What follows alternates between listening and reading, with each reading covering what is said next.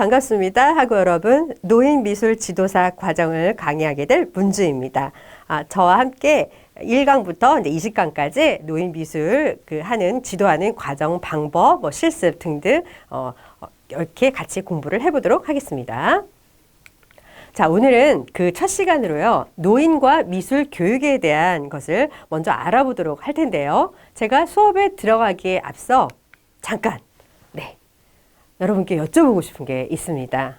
여러분은 우리 인간이 창작할 수 있는 나이가 몇 살까지라고 생각을 하세요? 80대, 90대에도 우리는 창작을 할 수 있을까요? 네, 지금 앞에 그림 한번 보시겠어요? 여러분이 너무나 잘 아시는 스페인 문학의 백미 돈키호테의 표지와 또 그때 당시에 있었던 그 안에 있었던 사파 중에 하나입니다. 돈키호테는 작가가 누구죠, 여러분? 다 아시죠? 네, 세르반테스예요. 미구엘 드 세르반테스인데 과연 이 세르반테스는 돈키호테를 몇 살 때 집필했을까요? 혹시 알고 계시나요? 58세였습니다. 58세는요. 그때 당시가 1600년대였기 때문에 지금으로 치면 약 70세 정도 나이에 쓴 거나 다름이 없어요. 그러니까 정말 대단한 거죠. 그리고 이 작품이 나왔을 때 유럽에 어마어마하게 베스트셀러가 됐다 그래요. 이 세르반테스는요, 어렸을 때 굉장히 불우하고 또 궁핍한 생활을 했었고요. 55세 때는 또 억울하게 감옥에 가는 일도 있었다고 합니다. 그래서 이런 어려운 그런 시절들을 겪고 나서 58세가 되어서 이런 어마어마한 글을 쓰게 되는데요. 그 이후에 속편이 나오죠. 속편은 또 언제 집필을 했을까요? 68세입니다. 10년 뒤에 다시 속편을 만들게 되는데요. 결국 이제 그러고 나서 이제 세상을 마감하게 되죠. 그래서 여러분들이 이렇게 나이라는 거는 사실 창작과는 상관이 없다라는 거를 다시 한번 저는 말씀드리고 싶어요.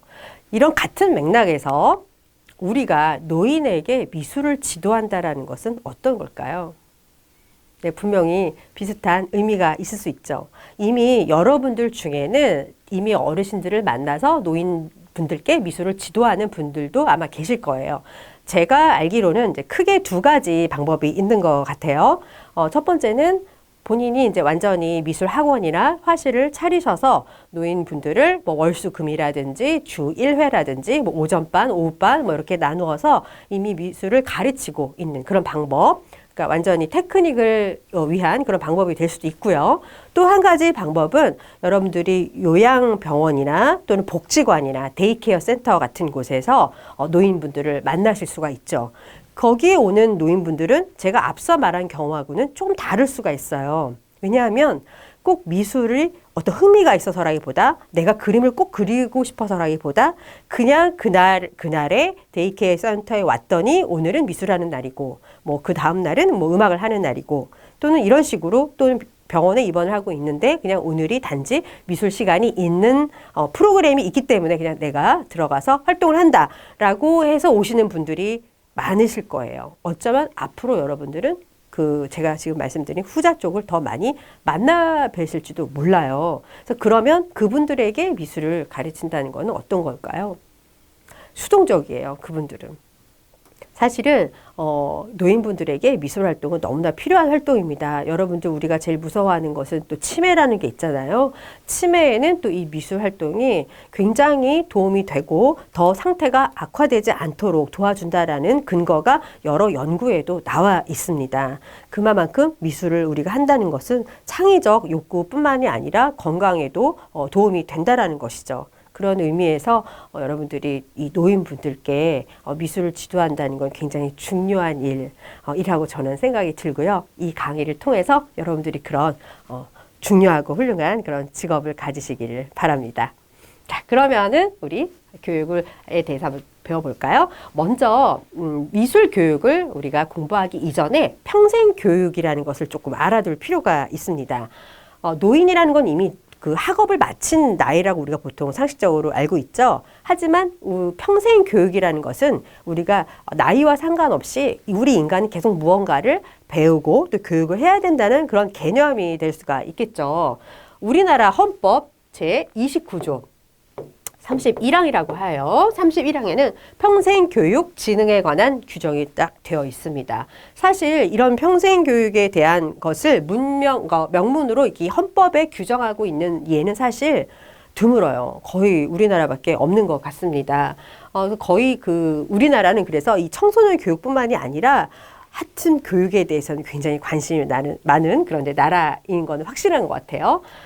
그래서 인간이 그 전생에 걸쳐지는 교육 전반에 큰 관심을 표하고 있는 증거라고 볼 수가 있겠는데, 자, 평생 교육의 개념은요, 학자에 따라서 조금씩 다르기는 합니다. 그렇지만은 우리 인간의 삶을, 좀 삶의 질을 개선하고 또, 이런 것들이 태교에서부터 성인 초기 교육까지를 우리는 평생 교육의 개념이다라고도 얘기를 하고 있고요. 성인 후기 교육을 이제 어떻게 보면 수직적으로 통합한 교육이라고 볼 수가 있겠죠. 쭉 우리가 나이에서부터 쭉 이렇게 수직적으로 교육을 받으니까요. 그거 외에도 수평적인 교육이 있죠. 가정교육, 사회교육, 학교교육 등은 우리는 다 수평적으로 얘기를 하고 있죠. 이래서 수평적 교육과 수직적 교육을 모두 통합한 교육을 우리는 통틀어서 평생교육이다라고 얘기를 하고 있어요. 그렇다면 이 평생교육의 목적은 뭘까요? 네, 개인의 잠재 능력이 어떤 최대로 신장할 수 있게끔 하고 또 사회 발전에 참여하는 그런 능력 개발을 우리는 최종 목적으로 한다라고 하고 있습니다. 그래서 우리 평생 교육에 한번 정의를 좀 보실게요. 어원은요, 프랑스어에서부터 왔어요. 그래서 에듀카시옹 뻐그머넌트라고 해서 이 뻐그머넌트는요, 말 그대로 우리 파마하는 거, 그 뻐그머넌트와 같은 말이에요. 그래서 faire une 뻐그머넌트 하면 나는 머리에 파마를 한다, 뭐 이런 뜻인데요. 그러니까 불변한다는 뜻이죠. 영구적으로 뭔가 불변해야 된다. 그래서 우리 생애 교육론을 보시면 인간은 한평생 공부를 해야 된다라고 폴 라그랑이라는 학자도 이렇게 얘기를 했습니다. 그래서 평생 교육은요, 유아에서부터 시작해서 노년기까지 이르기까지 우리는 쭉 걸쳐서 한다라고 보면 되는데 그 형식이 세 가지가 있다라는 거예요. 한번 보실까요? 첫 번째는 말 그대로 그냥 형식 교육입니다. 다 아시는 걸 거예요, 여러분. 학교 안에서 이루어지는 형식적인 교육이죠. 우리는 학교라는 어떤 틀, 형식 안에서 교육을 하고 있다라는 거. 두 번째, 비형식적인 교육도 있어요. 대학 평생교육원, 요즘은 그 대학 부설 평생교육원도 굉장히 활발히 지금 프로그램이 되게 잘 돼 있고요. 또 학점 은행제 뿐만 아니죠. 주민자치센터, 또 우리 어르신들, 애기 엄마들 또 많이 가는 백화점 문화센터, 그리고 뭐 복지회관, 영농교육, 온라인 교육. 지금 우리 여러분들이 저를 보고 있는 이 상황도 좀 온라인 교육이니까 비형식 교육이라고 생각하시면 되겠습니다. 또 세 번째는 무형식 교육이라는 것이 있어요. 무형식 교육은 뭐냐면요. 저 같은 강사는 일단 없고요. 본인 스스로 학습자가 주도적으로 학습을 뭔가 하는 것이죠. 아주 전문 서적을 사서 그것을 보고 뭔가를 따라서 만든다든지 아니면 기술을 배운다든지 아니면 스스로 뭐 TV나 어떤 프로그램을 통해서 보고 배우는 거죠. 요리라든지 마찬가지입니다. 그런 것들도. 그런데 이제 어떻게 보면 꼭 그 강사가 그 어떤 대상에게 가르쳐 준다기보다 학습자가 알아서 스스로 하는 거예요. 요즘은요, 2000년대생들 그 이후에 태어난 그 학생들은요, 앱을 깝니다. 스마트폰이 다 있잖아요. 앱을 깔아서 그 앱을 보고 피아노를 배우기도 해요. 저 때만 해도 바이엘 다 아시죠, 여러분? 저는 바이엘 상권 학원 뭐 이런 거 피아노 가방에 들고 가서 피아노를 배웠던 그런 기억이 있는데 요즘 아이들은 그 자신의 아주 꼬맹이들도요, 휴대폰에 앱을 깔아서 그것을 보고 피아노만 있다면 그것을 보고 피아노를 배우더라고요. 정말 대단한 것 같습니다. 신기하기도 하고요. 그런 것들이 무형식 교육이라는 거예요. 스스로 뭔가를 찾아서 배워 나가는 거죠, 스스로. 네. 그래서 이 세 가지 이 형식이 있다라는 거, 이 모든 사실 개념 자체가 다 우리는 다 평생 교육이라고 말씀드릴 수가 있겠어요. 자, 그래서 그 나라에서 그 지자체에서 운영하는 것들을 보면은요, 평생 교육 유형과 영역이 제시가 되어 있습니다. 그래서 보시면요, 크게 6가지로 나눌 수가 있는데요. 기초 문해 교육, 학력 보완 교육, 직업 능력 교육, 인문 교양 교육, 또 문화예술, 시민 참여 교육 이렇게 딱 나누어져 있어요. 우리 미술은 어디에 속할까요? 그렇죠. 문화예술 교육에 속해 있죠. 미술은요. 먼저 1번부터 보시면요. 기초 문해 교육은 말 그대로 이제 문자 학습이에요. 그래서 전혀 글을 배우지 못한 분들을 위한 어떤 그런 문자 학습과 아주 기초적인 생활 기술 프로그램 등이 되겠고요. 학력 보완 교육은 초등학교 뭐 보안이라든지 중등학교 보안이라든지 그런 검정고시라든지 이런 것들을 보완할 수 있도록 도와주는 그런 교육이 되겠죠. 그리고 직업 능력 교육은 말 그대로 그 어떤 뭐 바리스타라든지 아니면 뭐 애견 미용이라든지 뭐 요리라든지 어떤 그 직업적인 그 직업을 준비할 수 있는 그런 교육이 되겠고요. 자격 인증 프로그램은 지금 여러분과 제가 하고 있는 이런 프로그램도 되겠죠. 그리고 인문교양 교육도 있어요. 말 그대로 뭐 어떤 건강이나 생활 또는 뭐 어떤 정서적인 것, 뭐는 마음 공부라든지 뭐 이런 것들 다 포함이 되겠죠. 그리고 아까 말씀드렸다시피 우리 미술은 여기에 속하지만 뭐 미술뿐만이 아니라 레저 생활, 뭐 스포츠 생활 문화 뭐 많이 있잖아요. 댄스도 있고 우쿨렐레도 있고 많이 어떤 것 요가도 있고 뭐 이런 것들이 다 여기에 포함이 되겠죠. 그리고 시민 참여 교육은 제가 뭔가 하고 들여다봤더니 시민 리더 역량 프로그램이라고 해서 지자체가 운영하는 곳에서는 이렇게 인권 교육, 양성 평등 교육, 그리고 요즘에 특히나 중요하죠. 다문화 이해 교육, 그리고 주민자치 교육, 또 환경 생태 체험 교육 같은 것들이 이루어지고 있습니다. 이렇게 평생 교육은 유형이 어느 정도는 좀 이렇게 구색이 갖춰져 있는 그런 상태예요. 자, 그러면 우리 노년기에는 굳이 왜 노년기에도 이렇게 학습을 해야만 할까요? 그 필요성을 좀 볼게요. 일단은 사회가 너무 급격하게 변화하고 있다라는 거예요. 정말 폭발적으로 이 기술 이런 것들이 다 변하고 있죠. 그러니까 우리가 가만히 있다 보면 그냥 저절로 도태가 되는 것 같아요. 그래서 끊임없이 우리는 이 급변하는 사회에 좀 맞춰서 무언가를 좀 교육을 받아야 되는 것이더라라는 게 있고요. 또 직업 사회의 변화죠. 직업이 이제 고령화 사회가 되다 보니 자꾸 그 평균 연령은 늘어가는데 너무 일찍 퇴직을 하시는 거예요. 요즘 보니까 뭐 51세에서 55세면 뭐 벌써 기업에서 퇴직을 한다고 하더라고요. 그러면 그 긴 나머지 삶을 어떻게 그냥 무료하게만 보낼 수는 없잖아요. 그래서 직업적으로도 우리는 뭔가 또 다른 제2의 직업을 꿈꾸면서 뭔가를 배울 필요성이 있다라는 것이고요. 또 생활 양식도 자꾸 변해간다. 그래서 세대 간의 전수라는 단어를 우리가 쓸 수가 있는데요. 굳이 풀어서 해석을 해보자면 젊은이들은 노인분들께 신기계, 신문물에 대한 어떤 것들을 알려드리고 거꾸로 노인분들은 삶의 지혜라든지 살아왔던 어떤 경험들을 나누어 줄 수가 있겠죠. 그래서 이런 것들을 세대 간의 전수다라고 보고 있습니다. 그래서 우리가 지금 보면요. 평균 수명이 너무 증가하고 있어요. 사실 2019년 기준이 여자가 84.1세라고 하는데, 거의 뭐, 제가 볼 때는 평균 수명이 거의 말로만 우리가 100세 시대, 100세 시대 하는데 곧 90세까지가 금방 올 것 같아요. 그래서 지금 이렇게 경기도 평생교육진흥원 같은 곳에 보면요. 이 어르신들을 위해서도 스마트폰들은 가르쳐 주고 있어요. 꼭 여기뿐만이 아니라 많은 교육원에서 지금 어르신들께 그 스마트폰을 사용하는 방법을 좀 구체적으로 교육하는 곳이 굉장히 많습니다. 사실 여러분, 우리 부모님 한번 생각해 보세요.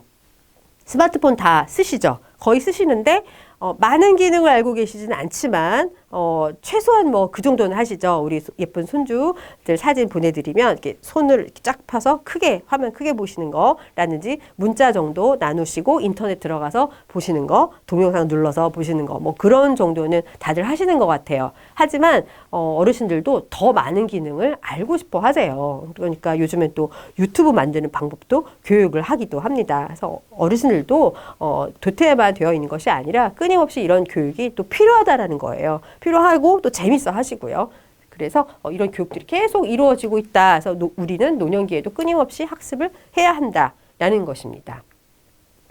노인을 학습을 한다는 것은요. 필요성뿐만 아니라 이 결국 노인 교육은 무엇과 직결이 되냐면요. 삶의 질이 향상된다는 거예요. 삶의 질도 향상되고 성공적으로 노화에 이르는 그 과정에 있어서 노인 교육은 필수다라는 거예요. 지금 보면요. 조금 지난 해이긴 하지만은 지금 한국 노인의 교육 수준이 많이 올라가고 있어요. 글자를 모르는 분들이 지금 거의 없어요, 사실은. 정말 제가 초반에 아주 예전에 미술 그 활동을 같이 하다 보면요. 제가 이제 같이 그림을 그리잖아요. 그리고 나서 우리 어르신 이제 오른편에 사인 좀 멋있게 해주세요라고 하거나 또 이름 좀 써주세요라고 말씀을 드리면 조용히 저한테 얘기를 하시는 경우가 있어요. 나 글자 쓸 줄 몰라. 그래서 이름 좀 써주세요. 나한테 대신 저한테 그렇게 얘기하시는 분들이 드문드문 있으셨어요. 근데 요즘 최근에 와서는 거의 못 뵌 것 같습니다. 그만큼 지금 학력도 계속 올라가고 있고 학력뿐만이 아니라 학습을 해야 된다는 거죠. 우리가 꼭 어떤 학력이 중요한 게 아니라 노인이 성공적인 노화에 이르기 위해서는 우리는 교육이 필수다라는 것이죠. 그래서 우리 드디어 미술 교육 얘기를 좀 해볼 텐데요. 미술 교육의 배경을 좀 보실게요. 신노년이라는 단어가 등장하기 시작합니다. 여러분은 혹시 아세요? 신노년이 무슨 뜻인지? 네, 신노년이라는 건요, 이제 미국 메가더 재단이라는 곳에서 처음 어떤 연구를 하기 시작하면서 그들의 어떤 특징들을 잡아서 얘기하기 시작했는데요. 미국에도 베이비붐 세대가 있어요. 미국은 1946년생부터 64년생까지를 베이비붐 세대라고 하고요. 우리나라는 또 다르죠. 우리나라는 55년생부터 63년생까지를 베이비붐 세대라고 합니다. 그래서 그때 당시에 로우와 칸이라는 학자가 있었어요. 그래서 그 학자들이 사이언스지에 통상적 노화는 무엇인지, 성공적 노화는 무엇인지를 구분하고 성공적 노화의 어떤 가능성, 그리고 그래야만 한다는 것, 어떤 것들을 좀 이렇게 연구적으로 발표를 하기 시작했어요. 그래서 노년에 대한 새로운 접근으로서의 그 신노년에 대한 담론은 무엇이냐 하면 활동적 노화, 성공적 노화, 생산적 노화로 딱 표현을 하기 시작합니다. 그래서 구체적으로 공부를 하게 되는 것이죠. 그래서 이 각각의 개념은 이론, 정책, 문화, 전문적 실천 등을 통해서 바람직한 노년, 말 그대로 에이지 웰, 잘 늙어간다는 것이죠. 그거에 대한 기준을 제시하게 됩니다. 그래서 신노년 시대의 그 세대의 특징을 좀 보면요. 우리나라는 제가 좀 전에 말씀드렸다시피 1955년부터 1963년생들을 베이비 붐 세대라고 하는데요. 한국 전쟁이 막 끝나고 나서 이제 사회가 조금 되었기 때문에 아기들 굉장히 많이 낳았어요. 그래서 현재 지금도 60년대생 분들은 형제들이 대부분 평균적으로 4명에서 6명이라고 해요. 근데 저희 때만 해도 보통 2명이었던 것 같아요. 그래서 그때 당시에는 굉장히 아기들을 많이 낳았었고 70년대 초반에는 둘만 낳아 잘 기르자라는 말이 나올 정도로 아이들이 그때 굉장히 많이 태어났죠. 근데 이 분들이 지금 노인기로 접어들고 있는 시점이라는 거예요. 그러니까 노인 인구가 엄청나게 많을 수밖에 없는 거죠. 근데 이들은 특징이 있다라는 거예요. 신노년, 우리나라의 신노년 세대는 일단 전통적인, 그러니까 전쟁 전 세대와 전쟁 후는 똑같이 노인이어도 세대가 굉장히 특징이 다르더라라는 거예요. 그래서 자립적으로 좀 본인들의 삶을 꾸리려고 하고 또 활기차다라는 거, 그리고 자아 실현을 추구하는 것도 좋아하고요. 의미 있는 사회활동 참여하는 것도 좋아한다라는 거예요. 그래서 이들은 책임감을 바탕으로 부모도 공경하고 또 자녀도 열심히 키우고 또 본인들 열심히 인문학 공부도 하러 다니고 이런 것이죠. 그래서 이 본인들을 샌드위치 세대라고 부르기도 하고요. 또 이들은 시대 변화에 굉장히 적극적으로 적응을 하려고 하는 거예요. 그래서 이분들 세대는 또 지금 현재 80대 분들하고 또 좀 약간 다르죠. 그러니까 스마트폰 같은 것도 굉장히 사용 잘 하시고요. 그래서 좀 어떻게 보면은 굉장히 그 SNS 활동도 열심히 한다. 그래서 이분들의 좀 특징이 있더라라는 거 보셨습니다. 그렇다면 우리 신노년 문화를 어떻게 실천하고 있는가, 그 사례들도 한번 보실게요. 물론 이제 우리나라 상황은 아니라서 좀 아쉽긴 하지만 미국 사례를 좀 보시겠습니다. 미국의 엘더 호스텔에서 로드 스콜라라는 프로그램을 만들기 시작했어요. 벌써 1975년에 설립이 됐다고 하네요. 그래서 이때 매년 10만 명의 사람들이 지금 그 장년과 노인들이 참가한다고 하니까 10만 명이면 여러분 엄청나게 많은 인구예요. 네. 그래서 미국뿐만이 아니라 전 세계 150 여개국에 5,500개나 되는 프로그램이 있다고 해요. 그래서 이들의 특징이 뭐냐? 이 노인분들이 모여서 그저 여행만 가느냐? 그건 아니에요. 예를 들면 코스타리카에 가서 새 관찰을 한다라고 했으면 그 새를 관람하고 새에 대한 공부를 하고 또 그 주변에 어떠한 다른 곳에서 봉사활동을 하게 돼요. 그런 게 굉장히 중요하고요. 뭐 또 그랜드 캐년에 가서 하이킹을 한다라면 또 거기서 맞는 공부를 하고요. 루브르 박물관에 갔다라고 하면 그림만 감상하고 그냥 사진만 찍고 나오는 것이 아니라 그 그림 앞에서 실제로 그림을 따라서 그려보기도 하고 그리고 나서는 후에 주변 정리를 한다든지 하는 봉사활동까지 이어진다라는 거예요. 그래서 이 굉장히 의미 있는 프로그램이고 성공적으로 지금 이 신노년 문화를 엄청나게 실천을 잘하고 있다라는 프로그램이에요. 그래서 몇 년에 한 번씩 일본을 거쳐서 우리나라에 한 번씩 온대요. 그래서 우리나라 아마 경주 쪽에 방문을 하고 가는 것 같아요. 그래서 실제 우리나라 좀 이런 멋있는 그리고 아주 의미 있는 우리나라에서도 프로그램이 좀 적극적으로 생겼으면 하는 이제 그런 바람입니다. 그렇다면 노인 미술 교육의 의의를 우리가 안 볼 수가 없는데요. 크게 세 가지가 있습니다. 신체적인 면 있고요. 정서적인 면 있고 사회적인 면이 있어요. 그래서 그 의의를 한번 보실까요?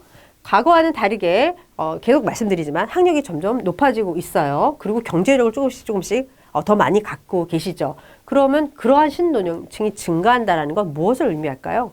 자꾸 변화하는 사회에 적응하고 싶어 하는 거예요. 그러니까 늙었다고 그냥 방에만 있는 것이 아니라 자꾸 변화에 적응하려고 한다는 것이죠. 그런 욕구는 결국 문화예술 분야로 관심이 가요. 그러면 이 문화예술, 결국 우리 미술도 마찬가지죠. 문화로 이제 관심이 가고 또 문화 참여자로서 활동, 문화나 예술 활동에 참여하고자 하는 욕구가 증가한다라는 특징을 가지고 있고요. 신체적인 측면의 의의를 좀 보실게요. 일단 미술을 한다는 거는 오감 능력을 강화시킬 수밖에 없죠. 우리가 다 보고 만지고 그리고 다 하면서요. 그리고 운동 기능, 활성화 당연히 돕죠. 뭔가를 짜고 가위로 오리고 찢고 이러는 것들도 다 작지만 소근육 운동 활성화가 될 수가 있죠. 그리고 미술 재료를 통제하는 과정에서 네, 바로 나오죠. 대근육, 소근육 우리가 여러 가지 쓸 수 있다라는 거. 그리고 창조적 작업에 몰두해 있는 시간 동안만큼은 어떤 그 굉장히 정상적인 평화로움을 느끼게 한다라는 거예요. 그리고 이 부분이 되게 중요한데요. 질병으로부터 주의를 이동시킨다라는 거는요. 우리 어르신들 분이 안 아픈 데가 어디 있겠어요? 다 어디나 한두 군데씩은 아프세요. 무릎도 아프고 어디도 아프고 다 아프세요. 그런데 평소에 늘 아이고 다리야 뭐 어이가 아이고 허리야 늘 이렇게 아프시다고 하는 분들도 미술 활동을 할 때는 그런 말씀 안 하세요. 제 경험상 한 번도 들은 적이 없어요. 그러니까 그 그림을 그리는 동안 미술 활동을 하는 동안은 잠시 잊어버리시는 거예요. 그게 완전히 나았다라기보다는 잊어버리고 미술 활동에 몰두를 하는 거죠. 몰입하는 그런 경험이 질병으로부터 잠시 잊게 해준다는 것도 너무 중요하죠. 그리고 기억력, 사고력 촉진을 통한 뇌기능, 인지력을 활성화시킨다라고 보여집니다. 다음 두 번째 측면 의의를 또 한번 볼까요? 정서적인 측면인데 저는 개인적으로 이 정서적인 측면의 역할이 가장 중요한 것 같습니다. 내재된 창조의 욕구를 실현시킨다. 우리는 누구나 뭔가를 창조하고 싶어 합니다. 아니라고 말씀하시겠지만 아니에요. 우리 무의식에는 다 뭔가를 만들고 싶어 해요. 그런 것들을 이제 실현을 하게 되는 것이죠. 그리고 내면에 가지고 있던 어떤 감정, 외로움, 우울함, 뭐 아닌 것들도 있지만 행복함도 있겠지만 남들한테 잘 말하지 않았던 그런 감정들이 자꾸 비언어적으로 표출할 기회를 삼는 거예요. 그러면서 우리가 그걸 작품으로 보면서 해소를 시키기도 하는 거죠. 그리고 심리적으로 불안하다, 우울하다 이런 상실로 인한 이런 어떤 여러 가지 우울감들을 많이 해소시킬 수가 있습니다. 그런 활동의 몰입이 굉장히 중요한 것 같아요. 그리고 긍정적으로 개방적으로 변한다. 삶의 변화를 인정하고 수용하게 된다. 그리고 이제 사회적 측면 마지막으로 보실까요? 집단에서 아무래도 이제 노인분들은 집단으로 우리가 미술 지도를 함께 하다 보니까 스스로 이제 자신을 개방하기도 되죠. 그리고 서로 이야기도 하게 되고 작품도 보게 되고 그런 것들을 하면서 이제 표현할 기회가 증가되는 거예요. 하루 종일 일주일 동안 말 한마디도 안 하고 혼자 계시는 분들도 많으시잖아요. 그런데 이렇게 와서 같이 미술 활동하면서 대화도 나누고 그러는 거죠. 그리고 타인과 환경에 대한 수용력도 당연히 향상시켜지겠죠. 그리고 공통의 관심사를 통해서 어떤 그 공통적으로 우리가 생기는 거예요. 미술이라는 것을 같이 앉아서 얘기함으로 인해서 관심사가 같아지는 거죠. 그래서 서로 어떤 그런 의식을 공유하기도 하고 사회적 관계에 대해서 어떤 통합적으로 통합성이 함양된다라는 그런 사회적 측면의 의의가 있겠습니다. 그래서 지금 현재 우리나라 노인 미술 교육을 좀 현황을 제가 알아봤더니요. 주로 미술은 노인복지관이나 사회복지관, 경로당, 뭐 노인교실, 노인대학 이런 곳에서 이루어지고 있어요. 그런데 제가 좀 아쉬운 점을 발견했어요. 그런 곳에서는요, 미술에 관한 프로그램이 주로 서예나 사군자 위주로 좀 되어 있었어요. 물론 어르신들이 이제 연령층에 맞고 관심사에 맞추다 보니까 그런 거겠지만 조금 아쉬웠습니다. 그냥 미술보다는요, 서예나 사군자가 훨씬 더 많았어요. 그리고 공예나 서양화 조소는 아주 일부만 되어 있었죠. 그래서 왜 미술교육 프로그램을 운영하지 않는 것인가? 라는 어떤 그 복지관의 그 질문을 한 연구를 봤는데 거기에서 너무 중요한 말을 했어요. 전문 강사가 부족하다라고 대답을 했어요. 여러분이 얼마나 필요한 직업인지 이제 아시겠죠? 여러분들이 미술 지도사로서 전문가로서 많이 이런 강의를 좀 노인 미술 지도의 강의를 좀 했었으면 좋겠어요. 전문 강사가 부족하다는 게 첫 번째 이유였고요. 두 번째는 장소나 시설이 부족하다. 아무래도 미술을 하려면 책상이 있어야 되니까 이제 그런 것들이 좀 부족하다. 그리고 노인들의 요구가 없었다라는 뭐 핑계 아닌 핑계도 있었습니다. 그래서 조금 그 문화정책연구소에서는요, 뭐 그 외에도 비영리 단체 같은 것에서는 노인문화예술 그 교육사업 계속 추진하고는 있어요. 그래서 뭐 9988 톡톡쇼라든지 뭐 어르신 문화즐김 기자단, 뭐 문화즐김 허브, 또 서울시에서는 50플러스 재단 등등 뭐 이런 프로그램들이 아직 많이 이렇게 운영은 되고 있지만 미술 쪽에서는 조금 약하지 않나 싶어서 여러분들이 더 화이팅 하셔서 우리가 노인분들께 이렇게 의의가 많고 장점이 많은 미술을 많이 활동을 하고 가르칠 수 있는 기회를 좀 가지셨으면 하는 이제 바람이 듭니다. 자, 오늘 이렇게 해서 평생교육 개념이나 정의도 알아보셨고요. 또 평생교육의 유형과 영역 알아보셨고 노년기 학습은 왜 필요한가에 대해서도 보셨고 미술교육의 배경 쭉 보셨죠. 그리고 중요한 우리 미술교육의 의의도 보셨고 또 미술교육 현재 현황까지 이렇게 보셨습니다. 자, 오늘 강의는 여기까지입니다. 여러분 수고하셨습니다.